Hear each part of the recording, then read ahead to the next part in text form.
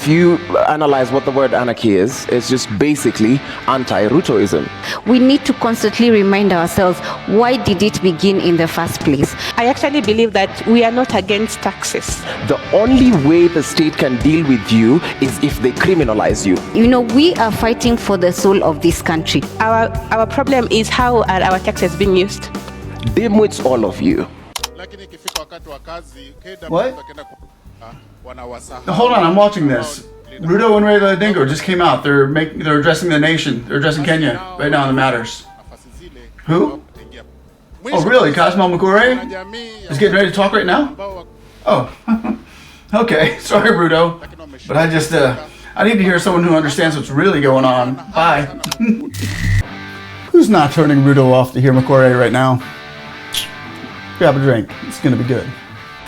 There's this word that everybody is afraid of, the word anarchy. I don't know why you're playing safe around that word. Anarchy is a political ideology. And it is a political ideology that the government wants to push us to. And I say this because if you analyze what the word anarchy is, it's just basically anti-Rutoism. Because what the outgoing President Ruto is running is akin to what could be described as, and pardon my largesse, a kakistocratic tumbocracy. In the sense that the only way you can qualify for this government is if you're utterly corrupt, if you're utterly inept and uneducated, and if you have a name that has bedeviled this country for long. So sorry to break it to you, fellow comrades in the Catholic University of East Africa and all other school-going children, that you will never be in government because you're educated and you stand for something. Dimwits, all of you. That is what we are fighting. I need us to be alive to this reality because that informs our now and that will inform our what next. I used to be shy of this question, but Kenya is akin to, I would liken our beloved country to a beautiful woman in a narcissistic and abusive relationship. And asking that woman what next is after she bears her heart out to you and you tell her, wa, sauta do.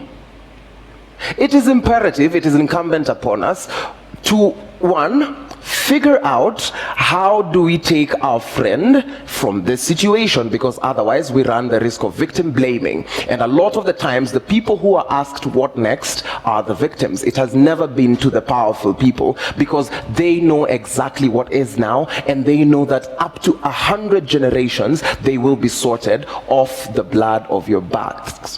Where did this kid come from? Young man, where did he come from? He's brilliant. This kid's brilliant.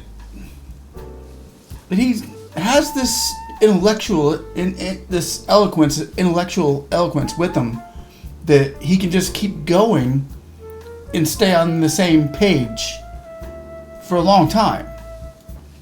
And go deeper and deeper, kind of like a Professor Lumumba in a way, only not as religious or maybe well versed in the historical aspect of everything. But anyway, let me know what you think. I think impressive. Just my thoughts. And they use your blood to sign political deals. That's all that's needed. Kitambo, it used to be signatures. Nowadays, the more lucrative thing in my analysis is the blood of young men. Not even for rituals or anything, because you guys are not that important. I need to remind you, when you're walking around, don't you dare think that you're a human being.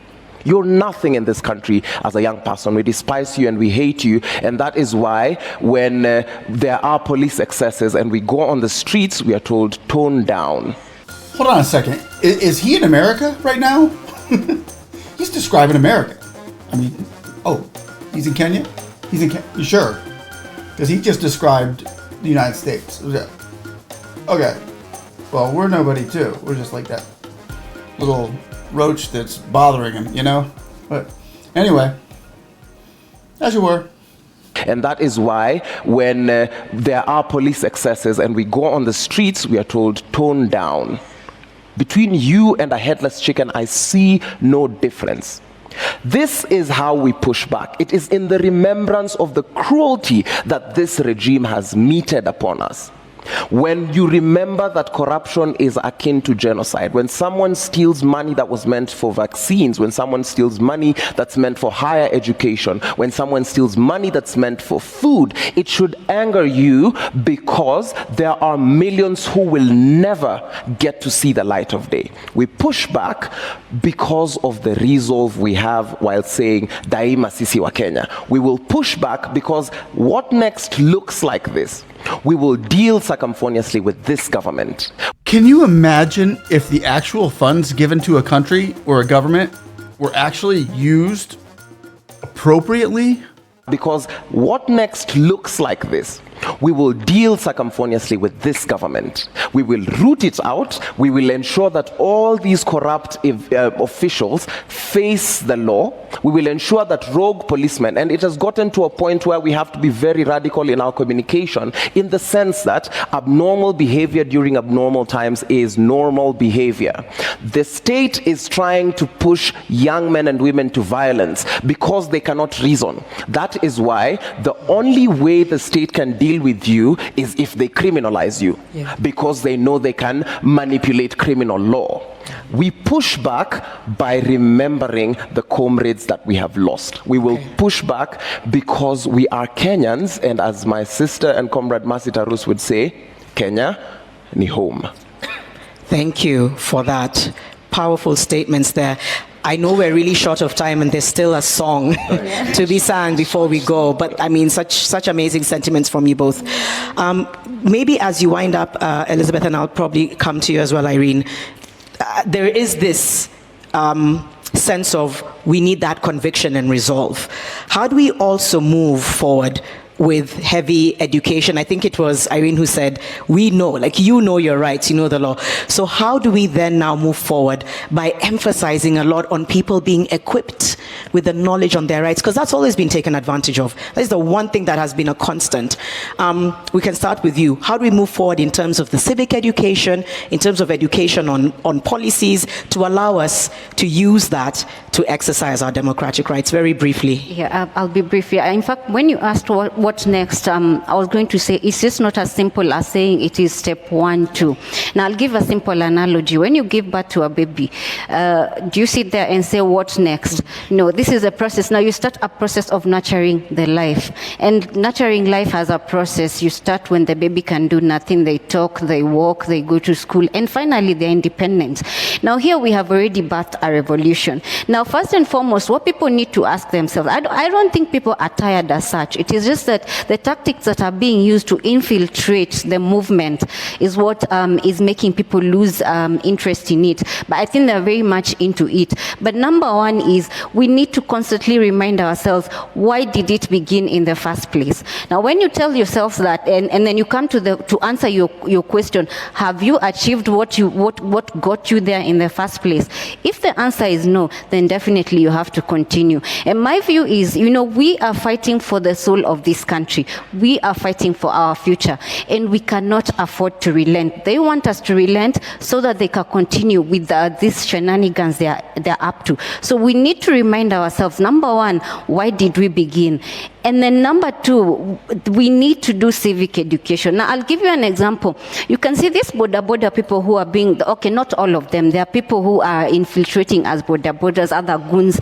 We need to do a massive civic awareness among the population. Show them this is the problem. If you did not stick to these handouts you're being given, this is the better part that you can get when systems are working. Let us fight. I've always said, let us fight for systems that are working for each and everyone. Let the leaders put in place systems that are working, and everyone will be okay. It's not an issue that we all want to be crazily rich, but if you can meet your needs and you can live a decent life, most people would be comfortable with that. So we need to remind ourselves two elements. We need to remind ourselves why we began, and number two, we need massive civic education for the population. Thank you. Very important. Finally, Irene. Mic drop. Who is that girl? Who's that young lady? She's brilliant. Ruto, you're in trouble, bro. You got your hands full there, bro. You got some pretty smart kids or young ladies and young men to deal with. question for all of you out there still listening. Why isn't anybody talking about impeachment? I even put up a video last week on how to impeach a president in Kenya. It's simple. The parliament, if they're on your side, because you need to be going at the parliament here, what is it, 75% of them? All they got to do is, we want him gone. They write up a letter, everybody signs it. Then you find out, you weed out the good from the bad in parliament. And just a question, I was just wondering if impeachment was talked about. Those senators and stuff who care so much about Gen Z. And number two, we need massive civic education for the population. Thank you. Very important. Finally, Irene. Further to what my sister Anjali has said, I believe that as LSK, we have been doing this and we continue doing it, creating awareness, educating the masses. We have legal aid clinics. We always host them at different court stations, and we are always urging people to come. And you can ask as many questions as you want. And because of the of the times that we are in, such avenues go ahead to help people understand how our country runs, what their rights are, what their duties are as citizens, and what they should expect from the government. I actually believe that we are not against taxes. Our problem is how are our taxes being used? That's the biggest problem, because why are you taxing people yet they don't see any benefits? Well said, Next Gen. You know what? They need to put these guys in now, because a lot can happen in a year and a half or however much longer Ruto has it with his little minions in there. But these guys, they're sharp. Ruto, you got your hands full, bro. That's all I can say. Gen Z, keep rocking. One love. Stay blessed. We'll see you on the next one. Bye-bye.